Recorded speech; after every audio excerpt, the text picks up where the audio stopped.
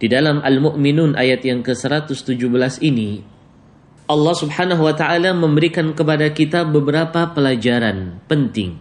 Pertama, Allah menjelaskan kepada kita keadaan bentuk syirik.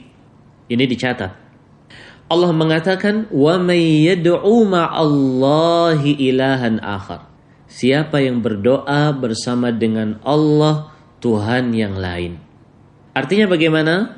Dia berdoa kepada Allah, dia juga berdoa kepada selain Allah. Ini adalah bentuk kesyirikan. Jadi dia itu memberikan kepada selain Allah apa-apa yang menjadi kekhususan Allah. Ini adalah makna lain dari kesyirikan. Dia memberikan kepada selain Allah apa-apa yang menjadi kekhususan Allah.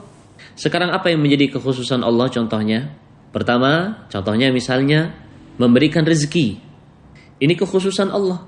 Nah, kalau dia memberikan kekhususan ini kepada selain Allah, apakah kepada pepohonan, pohon ini bisa mendatangkan rezeki misalnya, maka dia telah terjatuh ke dalam perbuatan syirik. Kenapa? Karena dia memberikan kepada selain Allah apa-apa yang semestinya itu menjadi kekhususan Allah. Baik, contoh yang lain misalnya, yang menjadi kekhususan Allah Subhanahu wa taala adalah memberikan manfaat dan menolak bala.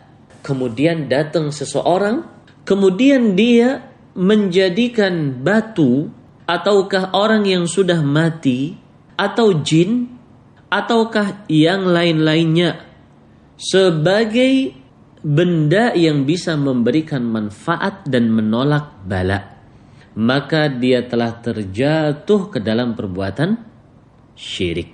Maka ini adalah poin yang penting untuk kita fahami.